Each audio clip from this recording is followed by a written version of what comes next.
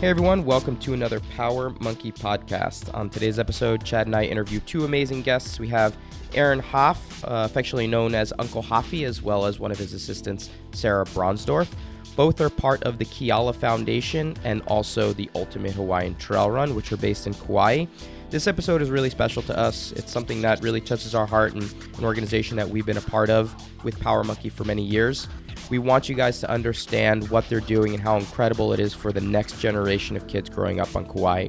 Most people would think that growing up on Kauai can be this incredible experience, beautiful location. Why would you not want to be there? But the reality of the situation is that there are some real struggles that these kids go through with drugs and alcohol, being that it is so far remote from everything else. Drugs and alcohol seem to be the route that a lot of these kids are going. Aaron Hoff dealt with his own struggles with drugs and alcohol, is very open about it, and is now working with the next generation to make sure that they go down a very different path, more fitness-based, giving them an outlet to create a better life for themselves. We love this organization. We love talking with these guys, and hopefully you guys will find it helpful as well. Enjoy.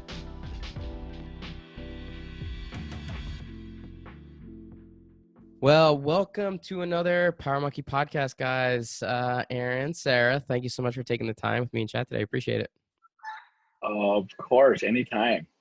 So for our listeners, we want everyone to know where you're at. Can you just give people a little rundown of where you're at, where you're coming in from, so they can be jealous of your amazing location where you're quarantined and we wish we were?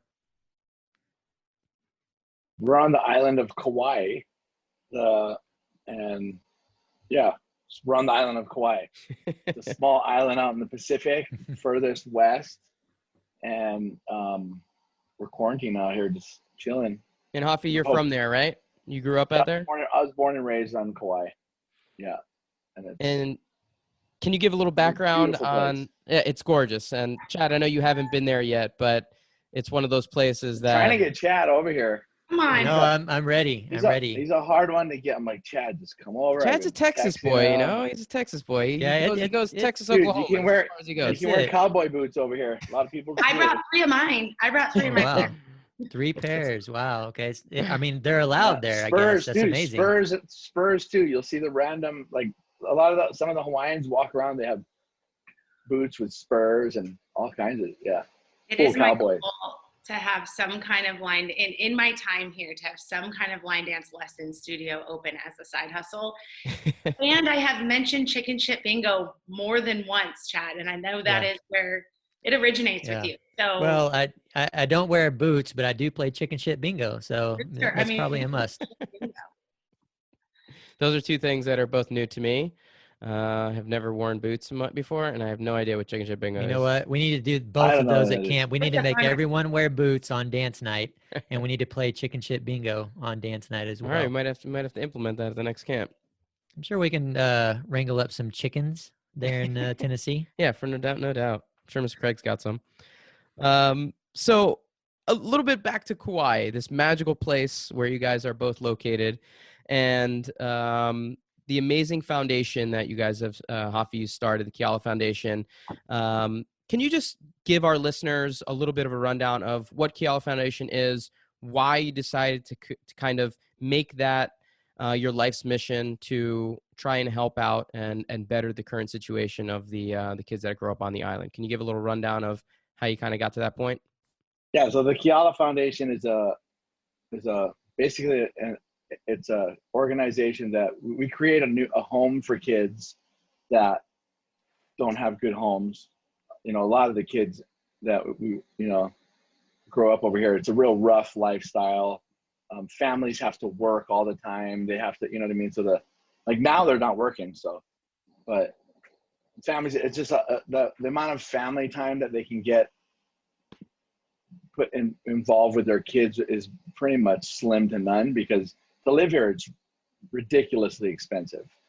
And so that leaves kids kind of just hanging by themselves and to the resources that the island offers. And if you're like me growing up over here, it's like, I would go to the beach, and that's probably one of the most lethal places for a kid growing up over here. You wouldn't think so, but growing up there, all my uncles and my aunties and, just families and friends that were there for all the people who weren't working. They're just down there drinking, drugging, and, you know, just living that lifestyle down by the beach. And the thing about that environment is, for these kids, I mean, it's major drug epidemic and alcoholism has been happening on this island forever, like everywhere else in the world. But one of the most deadliest things for the kids on the island is when we go down to the beach, it's not like you're going down a dark alley or some really shady place. I mean, we're being introduced to this lifestyle with family and friends down by the beach. So it's not like, it's not threatening.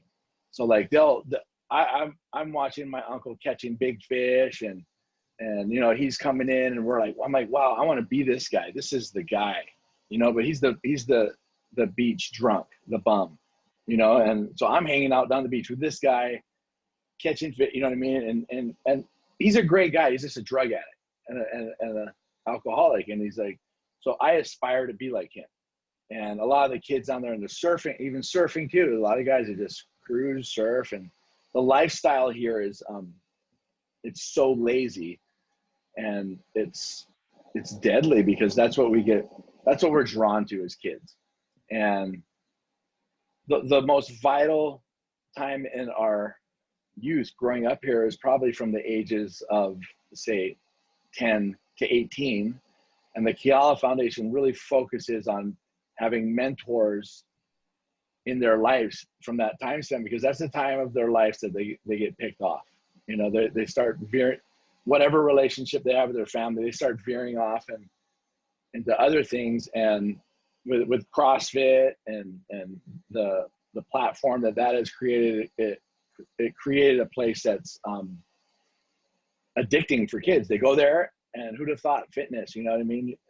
And the kids just love it, you know. And then you got good role models and that are educating. Like with me, they know all about drugs and alcohol, and so they're prepared with knowledge of what that stuff will do to you because of my experience being taught to these kids. And then, you know, and we got other coaches that do this. We just let them know that, educate them on the one thing that's going to really try and take them out, that is coming to take their lives out. And on top of that, you're building self-esteem, all the good qualities in a kid that you would want to, so that when they do reach the age of 18, you can send them off and they actually have a running start.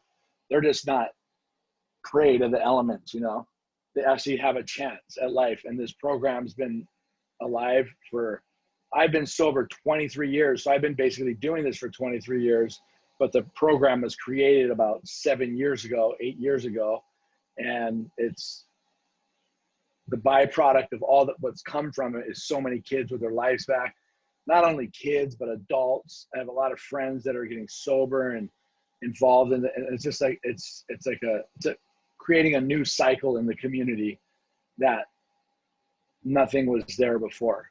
Like our state and all, there's no programs now, that they're all falling apart, and we're probably going to be the only one that survives COVID-19 for these kids. We're already pretty much the only one, but this is definitely, and that's what it puts so much emphasis right now, that we need to survive, because if we don't survive these, it's just going to get, you know, it's going to get bad.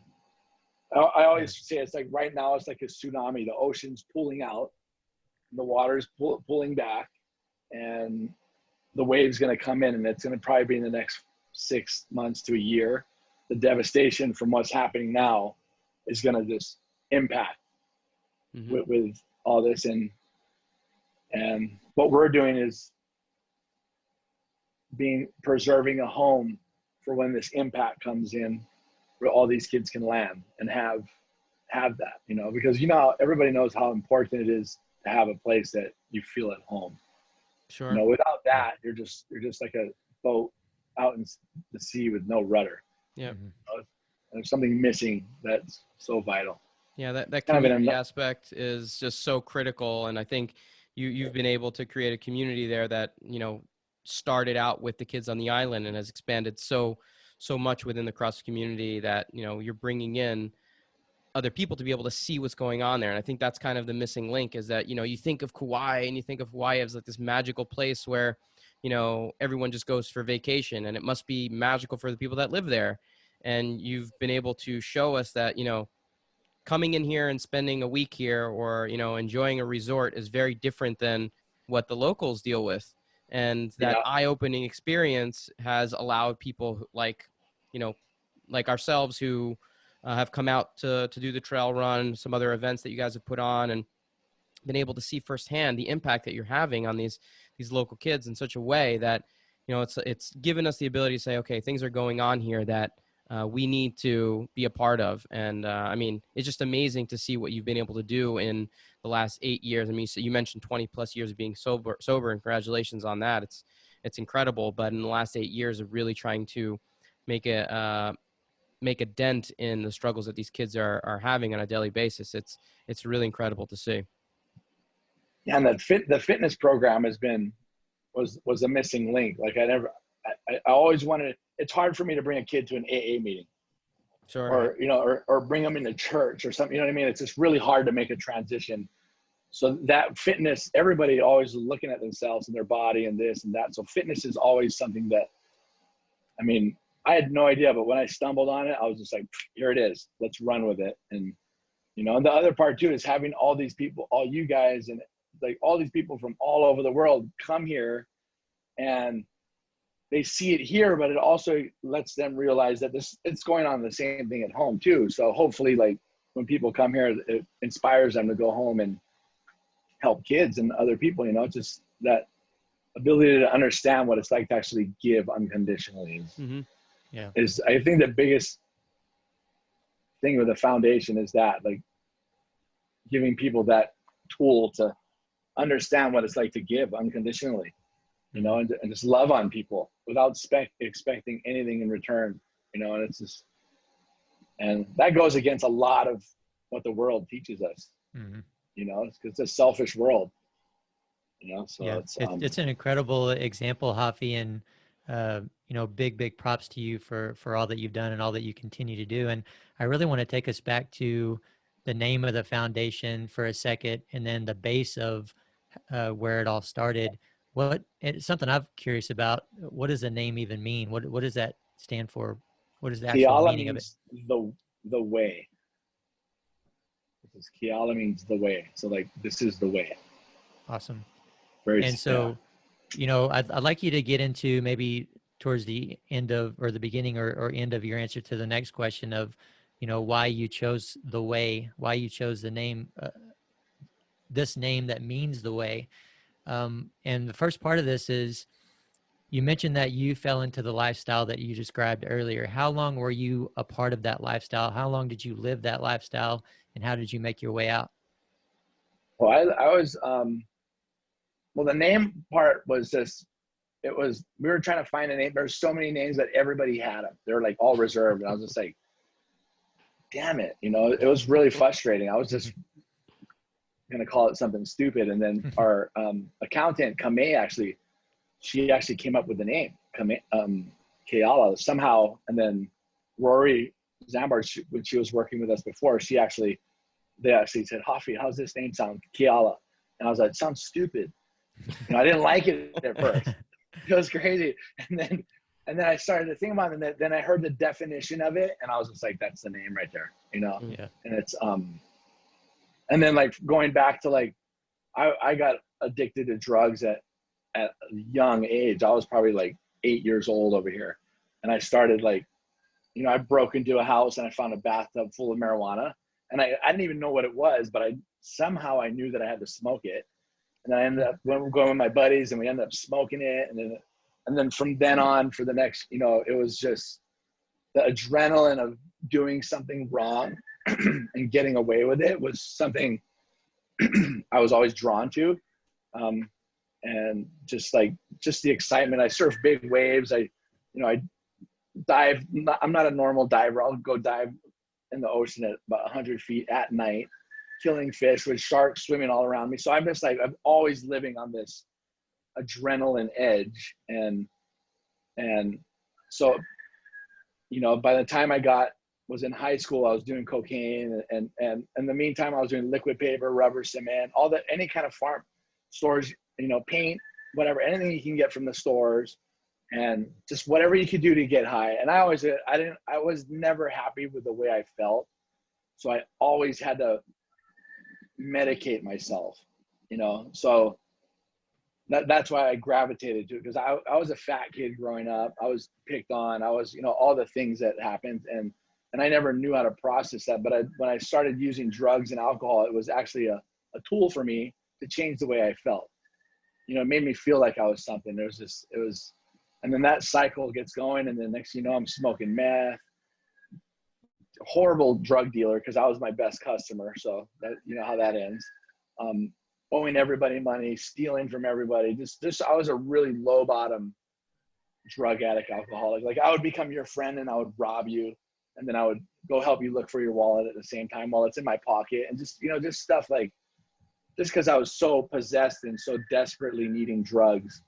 But then by the time I was 22 years old, and I tried to commit suicide several times, and I had like these mafia guys trying to come to kill me. I had cops looking for me. I sold them a bunch of stolen stuff. My mom would grab her purse when I came home. She would follow me around the house, and it was just great. The life of a low bottom drug addict. I was as low as they get. And then somehow I made it into a treatment center, and my dad bought me a one-way ticket because he did not want me back, and got in there. And Christmas Eve, I just got on I was actually in a cot. There's about 30 people in a room in the drug treatment center.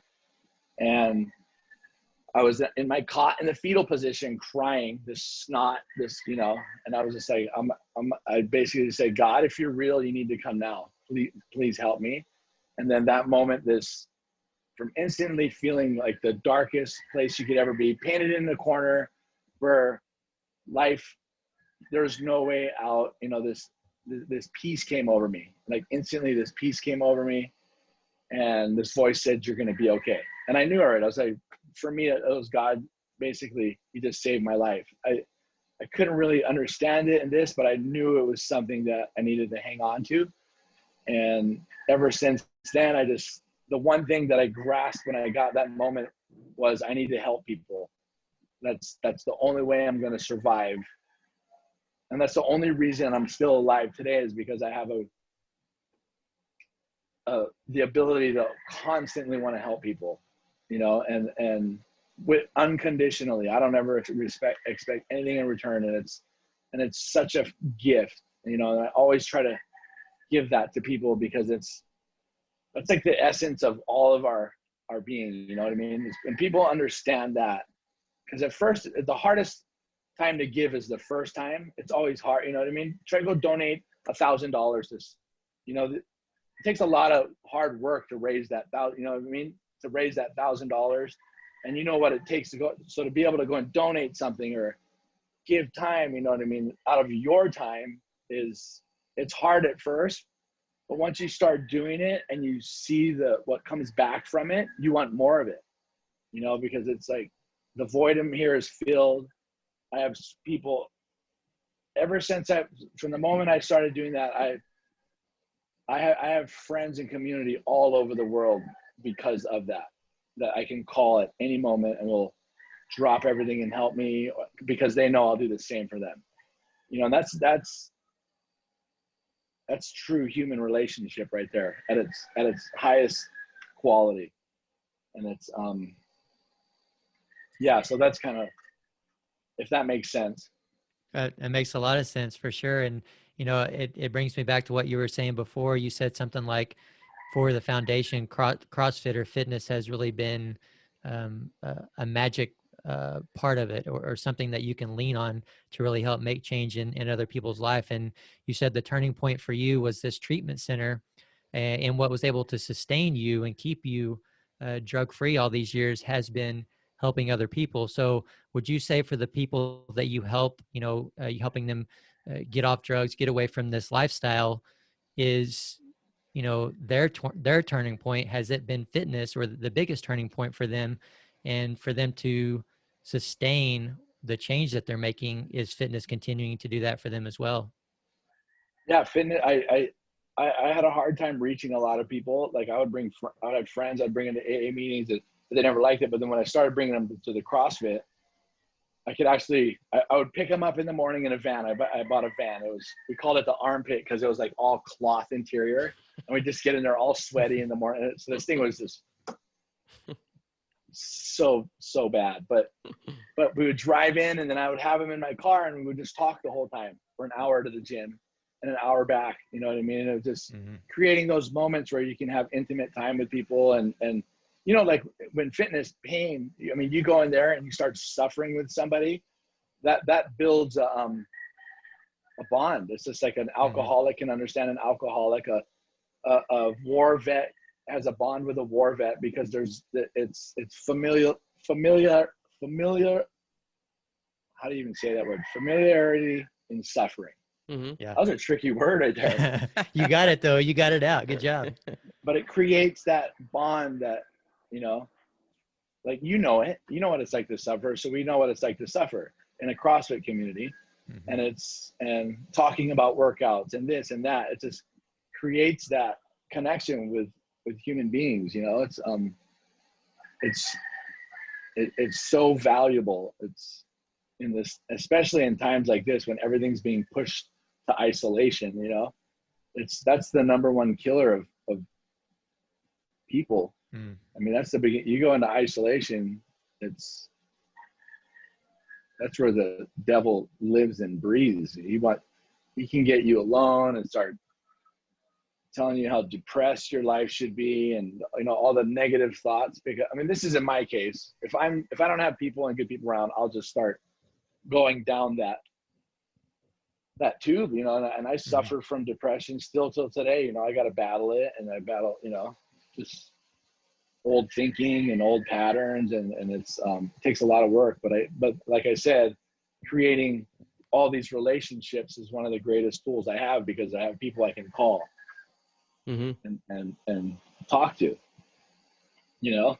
Yeah, I couldn't agree more with just having a community. And one of the things that, you know, we've done with camp, and that's actually how we met you the first time. You know, you had a scholarship to come to our Power Monkey camp, and you came and hung out with our crew, and you know, fell in love with you, and you became part of our family. And then we kind of returned the favor and been coming out to trail run for the last few years, and slowly becoming a bigger part of that community. And I wanted to kind of like jump into the next part, is the trail run, the thing that people have become know you for, is this absurd run that you put on every year that has just been out of this world. It's one of the most amazing things that I've done the last few years. And if you guys have not done it, you know, this year's especially unique, but the Ultimate Hawaiian Trail Run is an absolutely phenomenal,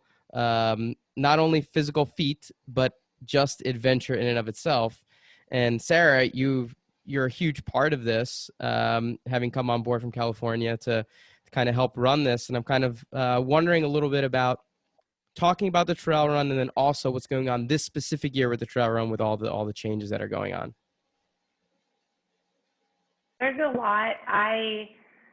I came over last year kind of to loop that conversation all the way around of, you know, feeling in a position of life where I got to receive from Hoffy, and I met him a few years ago where I came and gave, and then stayed in touch with the team, and then got to just come and be. And I was so taken care of that I got a car to use. I canceled my flight that was supposed to only be a trip 10 days, stayed for 4 months to help with the trail run last year. And it was that exact feeling of, I have nowhere else to be in the world right now. I am being so taken care of. So I want to give nothing more. Like, I want to give my absolute 100%, 120% back into this from the experiences that I have had in the nonprofit space. And it's a very tight community, as we all know, and it's just really fun to see this come full circle. And so recognizing what coming on board, moving my life from Southern California to Hawaii was, I've been like East Coast girl at heart forever. And so for my family to realize that I was going further west was wild. And but it really, and I hate to take away from the beauty of this like the actual landscape of this place. But for me, it's not about Kauai is beautiful, but it's the people and the culture and just the community here. And I think it's pretty twofold. And so I'm here for the mission and the people, and like getting to work with people like Coffee and getting to work for the mission that the Keala Foundation does, and work with kids and their families and to make this island even better. So when I came on, it was a, hey, yeah, you're gonna help with programs, operations. We're gonna, we can make this better. And I was terrified of the run, terrified, and I knew that it was. Me too. The word "run" is in there, so I'm terrified. Oh yeah, and so I obviously got to be this like back end. Like I never really had to be pushed to run it. Aaron rarely runs it for the sake of like when everyone else runs it, he gets to sit back and watch people just come through. But he's in the trails weeks before, so he's like running it piece by piece. He'll challenge Juan to run it.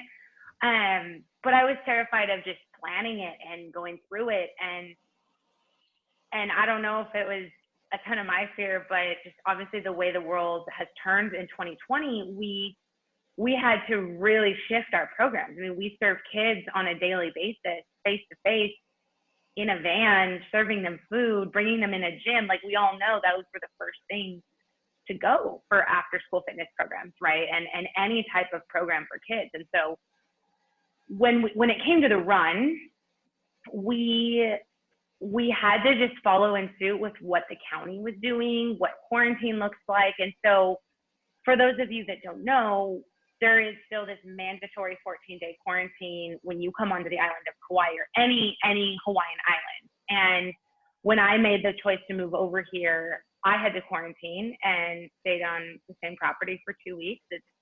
It's nuts. And I think the point of that was, don't come over here unless you have a community. And I wouldn't have survived without the Hoffs and friends and family here and just everyone checking in on me and daily deliveries. And but it's truly protecting the community here. And so knowing that, we didn't know when that was going to lift. And so for people to come run, not everyone has a month to stay on the island. Even everyone wants to, but to truly make your time worth it over here, to quarantine for 2 weeks and then do this run, we just didn't know which way to go.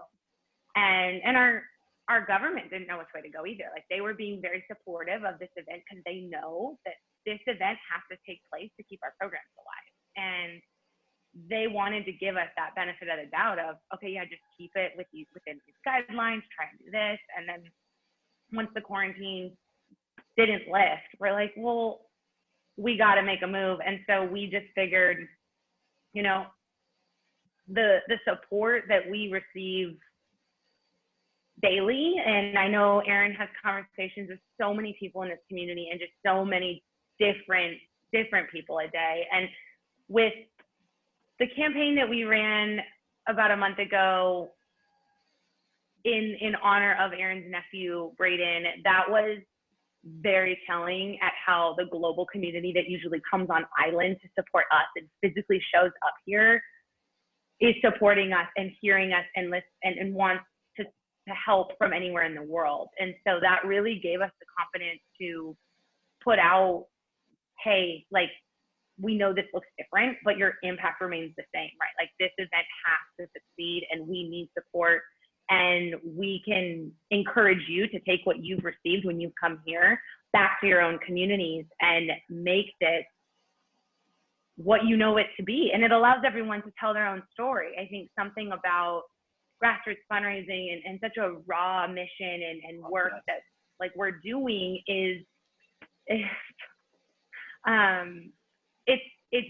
it's empowering people to tell their own story, right? And sharing what they experienced from it, because that's how our community grows, right? Like that's probably all how we got into this fitness space is, oh, I'm gonna go suffer in this workout, come join me. And it's, the person didn't believe in CrossFit, they believed in you, right? People believe in people and seeing the work that they're doing. And so we all have a little bit different piece of the puzzle, and it's really fun. I mean, it's really fun to see my friends now learn about the Keala Foundation and the work here, and people that would just vacation to Kauai and never understand the local community. Now they're like, oh, Sarah, you're on island. We can't wait to see you, but we also want to learn about what you're doing and what's happening here. And so, yeah, I think the event will be very different, very different. We're going to miss everyone. It's a weird feeling.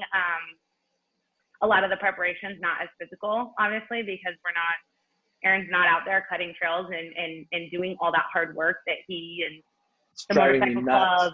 It's kind of like stick a GoPro in his hand and let's keep him busy. And so I was gonna say he's probably out there cutting trails anyway, right? I don't know.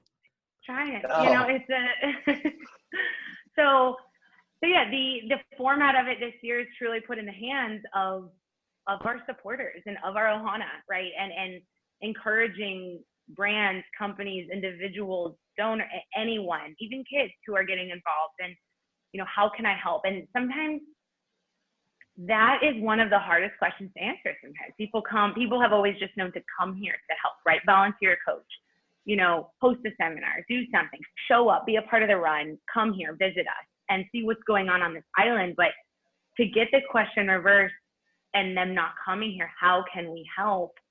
I mean, participate, be a part of what we're doing. Every participation every registration goes back to the Keala Foundation program, and that help and that reach and that support. Like, I believe the silver lining in all of this is that now we get to expand in having a virtual run every year to let people participate, right? Every year there's someone that's like, oh my gosh, we just had a baby, or we were traveling, or our event is here, or, oh, we just took a big trip and I can't get off work. And it's these like sporadic years that people can come, and to provide a way to support and participate in this community every year, whether you're on island or not, is, I think, the direction we have to go. Like, we need to make this accessible to everyone worldwide. So, and then the golden nugget is like getting to come here, right? It becomes a bucket list item, like get to Kauai and actually see the program at work. And so I think we're about ready to hit that new wave of people that will get to participate and have been following on Instagram. We got to open up our kids program to the world. I mean, it was really cool, in a very like silver lining kind of way, right? At our program, we don't have 60 kids running around the gym playing dodgeball and just in the masses together, but we're reaching a kid in Chile, El Salvador, California, Kauai on the same Zoom call working out with Coach Juan. Like, it's really neat to see their eyes open and say, wow, there are other kids off Kauai, like, doing what I'm doing. And I've never seen a kid go through a CrossFit workout. I've never seen a kid respond to Coach Juan like I do. And so getting them familiar with the world outside of them has just, and has opened up our program. I mean, donors that live on the mainland are now directly affected because their kids can participate. They can participate, and so it's just opened our eyes to what we're capable of. And I think this was the thing that pushed us to understand, hey, we've been doing this work, and let's get it on paper. Let's introduce it to school systems. Let's become the physical education requirement for the schools right now, at home, at school, and really improve kids. And then this goes along the lines of what Aaron has worked on more socially, mentally, and like the physical piece is just the catalyst to getting people in the door, right?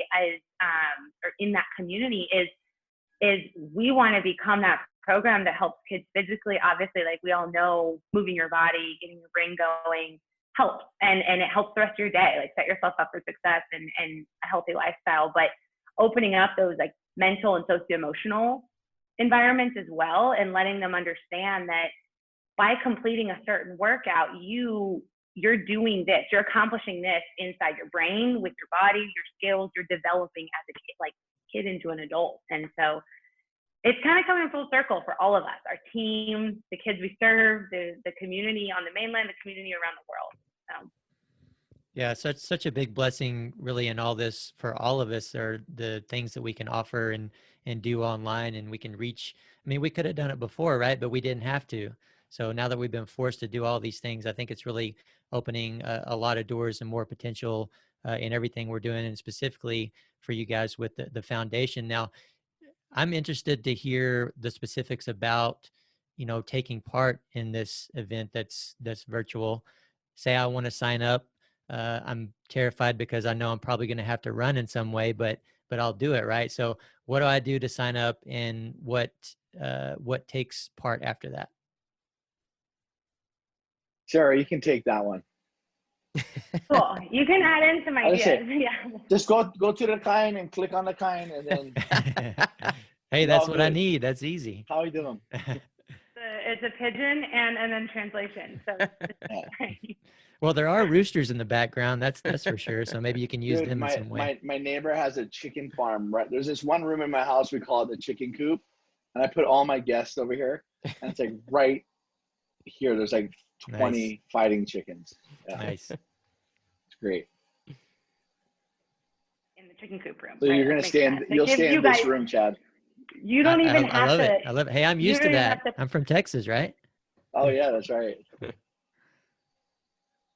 it's just built into our interviews and our phone calls. So yeah, so sign up.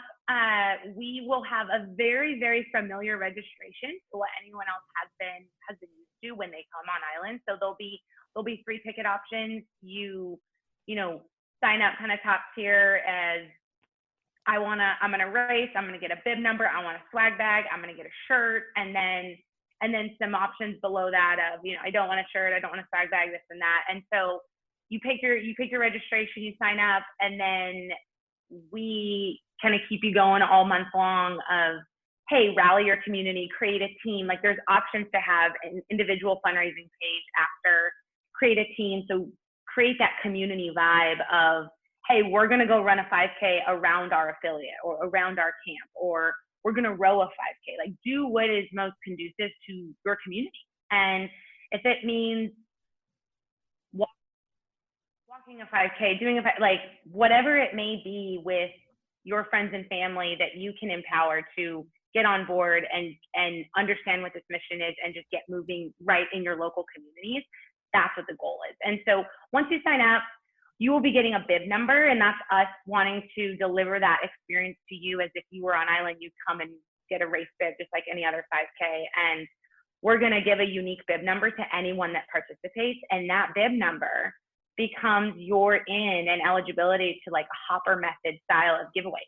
And so we have a lot of great partners, a lot of great companies on board that have some really fun items to give and experiences to give, and everything from a supplement to a vacation on Kauai, right? And so come win and come back and visit us, right? And so it becomes a fun incentive to get involved, but ultimately that bid has some sections where you can write where you're racing from, why you're racing, and to just really be as a part of it as you can. Secondly, there is an optional piece if people want to jump on. I think it could be really amazing to see how many miles we are going to cover as a community. We're going to have like an online open Strava club, and then have the event. So you could go on and log your race, or like your run, your hike, your walk, your bike, your row, whatever you're going to do, swim, you can log that and it'll show the route on there. I think if you haven't checked out Strava, it's a fun little app and allows us to kind of engage as a community and to see other people's routes. We've heard stories of people already planning their ruck like in the mountains where they are and trying to mimic as much of the trail run as they know, or taking it completely different, right? Like, hey, our team's going to get on assault bikes and do this for time, or, kind of do it in intervals, or we're going to gather the local firefighting community and do this together. And so everyone is really getting to put their route and their style in their own hands.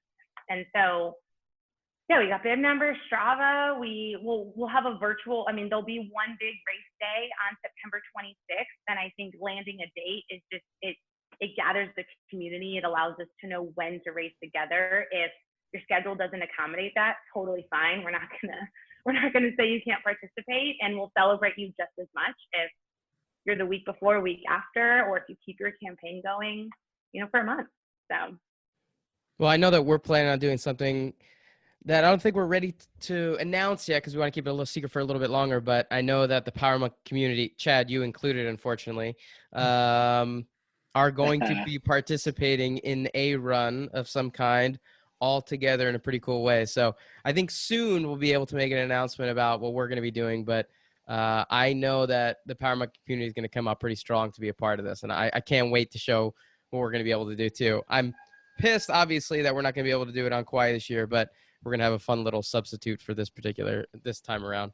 Well, Dave, you know I'm good for a quarter of a mile, so You might have to do just like a relay, right? Like you run the first 200 meters and then you pass There the you go. baton to somebody else, take over.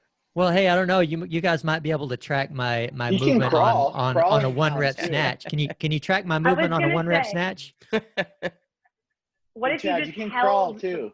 I might need to do that. Crawling counts. Yeah. It's fine. you just You hold can the bottom hop of your, and then hold go, the bottom Yeah. of the squat.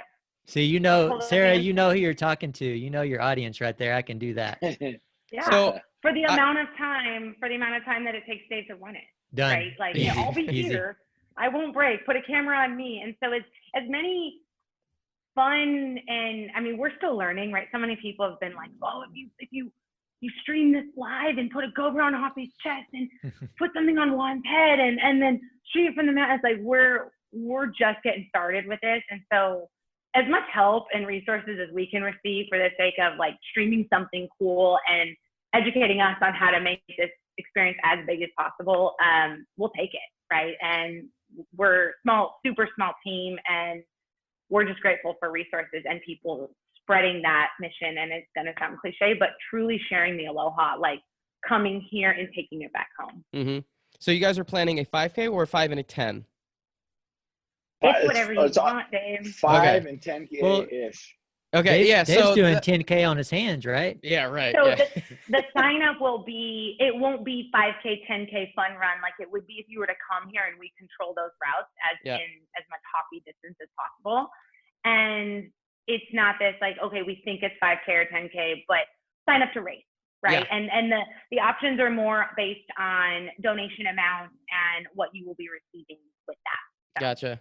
So I want to Hey, go back if to you- your and if little you- ish there, Hafi. Yeah, if you just sign up and get from your couch to your refrigerator, we'll count that. At the end of the day, you're Hey, helping. again, you know your audience. I like it. Yeah, you're helping a huge cause over here, and that's always been the main thing for me is people. I mean, the amount of impact you have on these kids over here in this community is you can't even like put it on paper what it does. It is truly a gift to have this resource that works. I wouldn't be doing this if it didn't work. I'm that type of person, and I've been doing it for 8 years now. So and I've watched so many kids walk back from the gates of hell, survive broken families because of this environment, and it's like, so that's, even if you don't run and you just sign up and want to, that's I mean, there's nothing better than giving a kid a chance at life, and that's a chance for everybody to step in and say, hey, we can do this.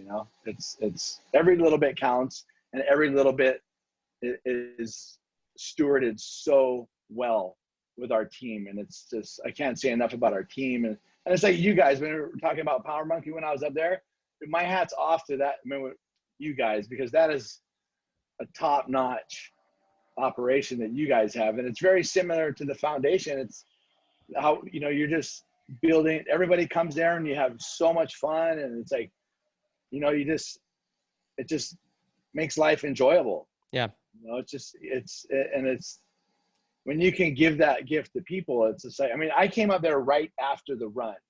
Like I literally came up there and I was like, I should have probably been in more of the classes, but I was actually taking naps because I was exhausted. It's like 2 months of pedal to the metal with no breaks. And then I came up there and it was just nice to be able to go hop in classes, go swim and do it was just like, it was the greatest healing time for me. And it's just, I can't say enough about the Power Monkey camp. And Juan went up there and he had the time of his life. Oh yeah. So it's like, it's just those environments, like what you guys create and what we create, are so crucial. I mean, I think there's a lot of parallels for sure. Yeah. You have something to look forward to. Yeah. You have guys that repeat, I remember this time and time again. I remember this old couple that I was bunking with was in there, and I was, at first I was kind of, oh, this guy's super old. But then after that, we had the best. We were like buddies, and then I'd see him at the games. I think he even came to Kauai too and did the trail run. Oh yeah. With him and his Amazing. wife. I forget their names, but but it's just how it does, you know, it just creates friendships and just, it's the love, Yeah, you know? absolutely. Yeah. Before, I've been there for 20. Go ahead. Go ahead, Sarah. Go ahead. Yeah, I've been on the campsite for 24 hours, and it was great. I mean, you get to meet people, and circles connect, or dots connect, and we're all there for a very very different reasons and different parts of our life, but it's just that same concept of when you gather, you get to be a part of something bigger than yourself, right? And you're learning new things, you're becoming vulnerable, you're having new conversations, and you're just opening your perspective. And so I think, yeah, the parallels are for sure there, but just the concept of gathering people and being excited to do it in a very like healthy way, and doing powerful. something that is, yeah. It really is. Before I lose my train of thought here, I wanted to come back to Hoppy's comment about the trail run being 5 and 10K ish, because the ish is really important on that. And first, Yeah. Hoppy, did you used to run those trails growing up and like run through those hills and things like that? I have a pretty gnarly story about it. So I used to go do all my drugs up there back in the day. That was where I used to go drive up in the mountain and park up there, and we do a lot of drugs up there. So we would, you know, ride dirt bikes and stuff, and that was like our area. And now it's being used for helping the community. Mm-hmm. And so I've lived in that mountain my whole life. I know all the trails. I've done all the, you know, and it's, when I create the trail, I have a good friend, his name's Bertram, and they've cut all those trails up there for years. And you know, going through there, it's like the first part, I'm like, yeah, okay, you know, we're going. Then all of a sudden toward the end, I just like, I need this thing done. And the GPS tracker to measure the trail is like, it's spotty. So you like, you know, there's valleys where you lose when you're walking. So I would get up. Like one year I did the 5K was a 10K, like a little less than a 10K. And it was yeah. And then the one year the 10K was way too long. The 10K was short and this and that, but it's like, but it's still horrible. It's like, it's horrible in all the right ways. It's horrible in all the right ways. Like it's brutal, but when you get done, beautiful walk or a horrible run. Yeah, it was one of the most amazing experiences I've had. I love it, but it's hard. It is no joke. It's something that like you get there and you're like, especially if you push, you know what I mean? Like you can walk it and it can be just a beautiful, like leisurely few hour stroll. But if you push, it's gnarly, man. It's no joke. So I'm curious, like if you go through there and you're like, all right, I'm going to go balls to the wall and see how fast I can do this before everybody else gets there or not. Yeah, and when I go there, I would say, dude, I want people to, especially in the 10K, I'm like, I want people to be on the borderline of breaking. And I'm thinking like when I'm going, I want it to be something they'll never forget. And especially if it rains, like I pray for no rain, but it never seems to happen. It always rains. And 2 years ago when it rained was amazing. When it rained and it was like all muddy and you were like sliding down these, it felt like it was in like, Indiana Jones, like crazy, like sliding down these rock formations and everything. I was like, this is crazy. Yeah, it was nuts. I would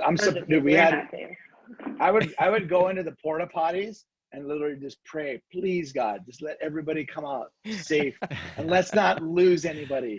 Unless I'm like, because I'm freaking. As soon as I say go, it's just like putting it all on red and just rolling the dices. You know, it's literally, it's just like, oh shit, here we go. Well, you have an amazing team helping you out, and it's just so well done too. For how big of an event it is, it's so well done. And you're right that people are there, even though they're racing, everybody's there to help each other out.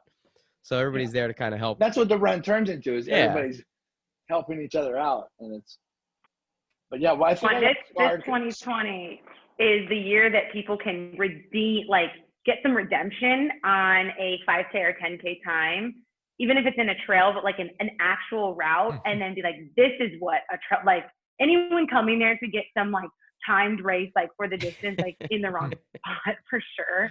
And Hoppy will tell you that like your GPS is off or something, but I think this is the year that like, I think 2018 with that 10K-ish, 5K-ish of being double than what everyone thought. With the rain, it just, it broke people. I mean, Yeah. you still hear stories about that year, and it's what allowed us to create a fun run or like a cruise track last year. And so like, let's let people ease back into this. And so this will be the year that people can get back in and do the distance they like really want to do. But hopefully they have Hoffy in the back of their head being like, I should push myself. I should get muddy. Yeah. I should try. And I recommend everybody going to do it. It's awesome. But I remember 2 years ago that we finished, you know, me and a few other Power Monkey crew, we all went out and we did it. And then as we were going through, Z from Barbells for Boobs was doing it with her son on her back. And Jason Kalipa was doing it with his 2 kids. And Chris Spieler was doing it with his 2 kids. And Annie Sakamoto was doing it with her 2 kids. And like watching these little kids do it with their parents was like, how is this happening? And then watching the local kids do it barefoot, I was like, what is going on? Like how, like hauling ass, like blowing by us, these little kids, like 10-year-old kids barefoot, just like running through like it was nothing, like the terrain was nothing. I was like, this is incredible. I was like, I had no idea that this was even possible. It was amazing. Yeah, it's great. The kids are pretty amazing over here. These local kids, I never wore slippers growing up, so it makes Feet are total prepared sense. for that kind of ground. I was like, Yeah, we're oh, running I on take my rocks shoes off. I can't even walk. Yeah, running on the rocks and all that stuff. It's good. You get tough feet, but yeah, it's pretty cool. Is 2021? I think 2 years ago, I think that was the worst year. I loved Year it. one was the hottest year. The first year I did it, I was kind of talking about that a little. I basically put about $60,000 of all my money into the run to the event. Just kind of like, okay, I got an idea. I'm going to just do it. So I did it. And then I had all the way up like 2 weeks out, I think I had 20 people signed up. And I'm freaking out. I'm like, these guys are going to have the best luau ever, you know? And then the 2 days before, my friend was telling me, don't worry, they sign up, locals, they sign up, you know? And then 2 days before, we had 400 something people sign up, 300 something people. And the track was beautiful. It was a beautiful forest too. And to make things even more exciting, like 2 weeks before the run, there was a little dispute between the land company and the guys that were leasing it. So they brought a tractor in and just smashed all the trees up. So it looked like a bomb went off. So I was just like, oh my God. So then I had to re-ribbon the trail and then got that set up. And then it was the hottest day of, I think, in the history of Kauai with no wind. Dude, I didn't have enough water. We were running to the store, grabbing water. People were crawling. The ambulance was there. People were like laid out all around the ambulance and in total dehydration. It was like a war zone. There's like just barely. So that was like those two years ago, and that other year was probably the worst years of the trail run. You gotta have some growing pains, right? Yeah. And the second year we lost somebody. We lost 3 people. What do you mean? They had to use the bathroom, so they walked off the trail, and they were too lazy to walk back up to where the ribbons were, and they started following these other ribbons from a dirt bike race that went. So they went deep, and you know, and I'm standing around, and I'm like our friends aren't here. So you start searching, and we have the luau that night. So I'm sitting there going, oh my God, we lost people, and then this lady comes up to me. She's like, yeah, I went to a run one year, and we were doing, and they lost somebody in the run too. I'm like, oh, really? Really? And I'm like, did you guys find them? And she goes, no, they never found them. And then she just leaves. So I'm sitting here just going, oh my God. So panicking in there. And then the dirt bike riders located them like right before dark and got them down safe. So I'm pretty much scarred from that year. I'm scarred. Like I'm just always like, that's a hard one to come back from. We got enough staff now to hopefully prevent that from happening again. Yeah. Last year, Jason Kalipa's dad Jason Kalipa was standing up looking around. I'm like, oh crap. At the end, when you see somebody like standing around like a deer in the headlights, just kind of like going, I'm like, oh my gosh, please. And then Jason's like, I don't know where my dad is. I'm like, Robert, oh, we can leave him in there. He'll find his way out. But yeah, it's Some of exciting. these stories where like you forget what builds up in Aaron so much, like these last 2 months or like the 2 months leading into the run. It's like there's all these little different, like the weather, the people, the safety, the trails, the suffering, the wanting to make people cry, like all of it together is huge. And so I know this year it can feel very sad and very devastating that we're not going to be together. And I know it's very new for Aaron. But I think the more love that we see from all over the world, it's just going to remind us, like, we have to come out huge for 2021. Like, when people can get back over here, who knows if it's in 2021, but we will host one heck of a celebration. And I think just keeping this going this year, to whether it's sharing those little stories, right? Like chime in and share on your fundraising page what makes this so unique, or why you've always Dude, there will be a colossal mud pit at the end. I already got the there'll be a kicker, an optional kicker into the mud pit where you can slide down and actually air off, you know. The one from last year was already enormous. My wife saying that wasn't even planned. And the plastic people was kept ripped and sliding. come down, yeah. their foot would catch the hole in the plastic, slide sideways, and they would come up and they can't see. Yeah, it So was they're gnarly, just man. That was They're- deep. It's Like you're great. like swimming. You can't even stand up and you can't see, and it's like on you. It's no joke. I don't know how much worse you can make it than that, but last year was pretty serious. Yeah, Right? that was funny. You're Dude, ready and one for year that. we had four hurricanes lined up. Never in the history of ever was there recorded four. We had four massive hurricanes lining up toward the island. So the weather part of it's endless. It's kind of a nice little break this year, I think. So again, really Not- quickly, when can people register, Sarah? Opens August 26th, which Okay. will be tomorrow. And then for a month, I mean, we're really hoping people will jump on. We'll do some fun giveaways. The earlier you register, the more eligibility your bib number has in that hopper, right? And the more opportunities for you to be a part of it and to get to spread the mission and just the work to friends and family. Grow your team locally, right? And grow the group of people you're going to run with and the kids you're going to run with. And I know my mom back in California, she's like starting to like it's like old school, going to talk to the neighbors, and she's like, so we're going to do this run together for, this foundation on Kauai, and we're going to support this. That's where Sarah moved to. And they're running, like, she has a route planned out around her neighborhood, and she'll run a pretty flat 5K probably, but people can make it whatever they want. It's cool. Love it. And the website is just kealafoundation.com is where they can sign up.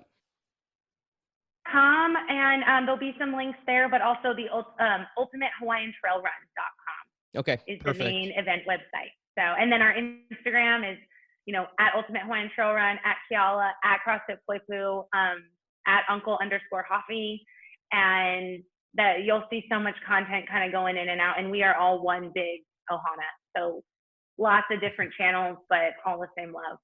Excellent. Well, one big ohana. I believe it, and I definitely feel that every time we're out there. We want to make sure we punch this out to as many people as we can. We're gonna, like I said, we're gonna be doing it ourselves come the end of September. Before we get you guys out of here, we have a couple last questions that we always ask our guests, and hopefully you guys wouldn't mind sticking out for another 2 or 3 minutes if that's cool. All right, Whatever you want, Dave. First one's pretty easy. Hoffy, you can go first, and Sarah. What sport or discipline do you prefer, weightlifting or gymnastics? Which one do I prefer? Yes. Yeah, and remember, I'm a softie. I get my feelings hurt easy. I'm too. Weightlifting Right now. sucks. No, I'm just kidding. Well, when I went to Power Monkey, No, let's leave it there. Yeah, no, it's good. When I went up to the Power Monkey, so I'll tell you a little story. So when I went to the Power Monkey, I remember taking Chad's class, and then I took your class, Dave, and I was so excited to come back and like teach what I learned, and it was just like, and so it's like I like both of them. You made me like gymnastics, Dave. Yes, excellent. And I like it's a hard question. I guess if it's taught right, it makes it fun. I'll enjoy it. And you guys like was like, screw gymnastics. I'll never be able to. And then you were actually like, you know, the piano thing with the fingers and look down, right? Yeah. So your eyes can look down at your hand and your thumb. He remembers. Dude, all it, you know, and then Chad was showing me the squat, you know, the stretches and the squats, and he was just working me, and it was great, you know. So it's like, I just like to learn both of it. You guys, you know, great people, great teachers make you want to learn more of it. So it's 50-50. Diplomatic answer from Hafi. I love it. It's 50. Is that yeah, it is. Yeah, it's very diplomatic of you. But I'm better at weightlifting. So, but gymnastics is, you know, I'm 240 pounds. So I guess gorillas are pretty, you know, they can fly around pretty good. So That's right. That's a What do you fair say, answer. Sarah? And I'll tell you what, I'll take that answer. I'll take 50-50 over just, you know, you liking gymnastics more. So I'm good Sarah, with it. what about you? Oh, you were muted there for a second. Can you say it again? Weightlifting. All right. See, no fine. hesitation. Give it to Chad. Yeah. I Yeah. have not been in any Power Monkey gymnastics classes before. I know exactly what Aaron's talking about. I know the like vibes that come back from Power Monkey.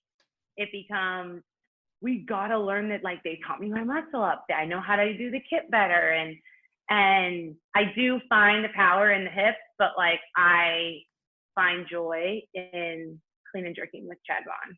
So. All right. Fair enough. Chad, you got See, that one. That was yes, easy. I got that one. I'll take it for sure. I'm still way behind Sarah, so I'll take that win for weightlifting. And I do want to say, Sarah, 24 hours is not enough. You got to come back to camp and stay the whole time at some point. Absolutely. My only fear in that is that Dave might be able to inch Change you a your little opinion? towards gymnastics. So I do worry about that, but I would like to see you there for a week. And okay, next quick question here. Either of you guys, who would you like to see as a guest on the podcast? Anybody that you think would be a really good guest for us to have on? Somebody that we could reach out to?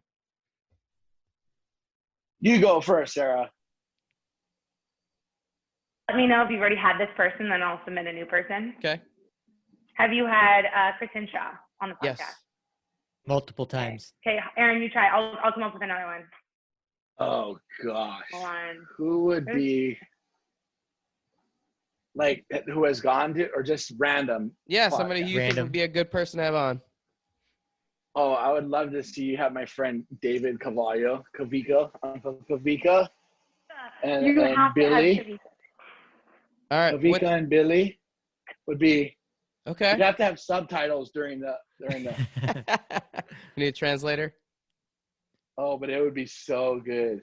All I right. would prime them up. I would show them some videos of you guys beforehand, and they would just be like, it would be right, you gotta set it probably up. it would probably be your best podcast you've ever done All right. in Perfect. your life. Good. You could end all podcasting after that one. Well, All tell right, we gotta me set that one up. what types of questions would we ask him? Just, you know, Are they in the fitness world? oh yeah, Yeah. Okay. they're like, these guys are like so active. I mean, you could ask them like, what's it like to kill fish, or Yeah. he's a great diver, a great surfer, Sweet. Adorable little Q-tip of a dog named Bruce. It's like white and Oh, yeah, fluffy. this- And I'm like, you're the cutest. yeah.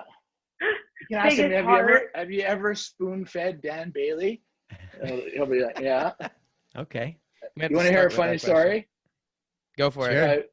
Dan came over to my house one year. It was the first came over. I was like, Dan, you're coming over to my house. He's like, okay, come over. So he flew over. We're hanging out. And this is his first introduction to Kavika. And Kavika's he's a hard-looking local dude. Like, you don't want to mess with him. You know, he'll like, and he's bald. He's kind of like a gnarly Bruce Willis, Hawaiian-looking type kind of guy. So I see Dan sitting down in this little swing by my house. So he's just kind of sitting there. And then Kavika goes and he takes a big scoop of poi. And poi is a Hawaiian, it's a Hawaiian food that no tourists like. No white people like poi. So he scoops it up. And then you just see him. He looks over, sees Dan. He walks over to Dan with his spoon and puts it in front of his face like that. And then Dan sits here like this. He's looking like, and all I see is Dan just go, and he eats it. So it was, yeah, it was either eat it or get beat up. It was the feeling. And then it was great. Yeah, I think anyone that Aaron has put in a, like, I don't know if you guys have heard the term, it sounds like neither of you have been under this, but a hostage. Anyone who he has held hostage is a great person to interview. Dave Newman, Dan Bailey has a few strikes on his hostage shirt. I think Jordan has as well, hasn't he? Jordan, yeah. Like, yeah. he really pushes people, and I just think the stories that can come back they're are, like almost dying, but I saved their lives. so he's the hero. There you go. He is the hero. Yeah. The hero of the story. There you go.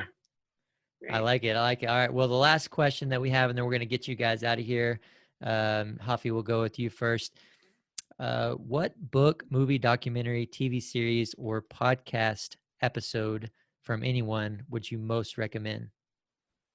What book do I like?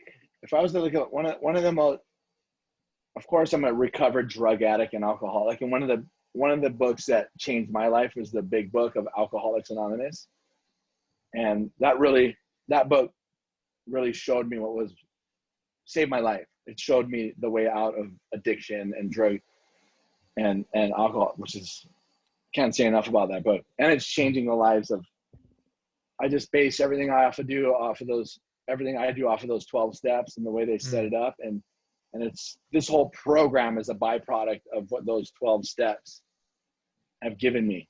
And it just keeps giving and giving and giving. So I would say that's a life-changing book right there. Nice.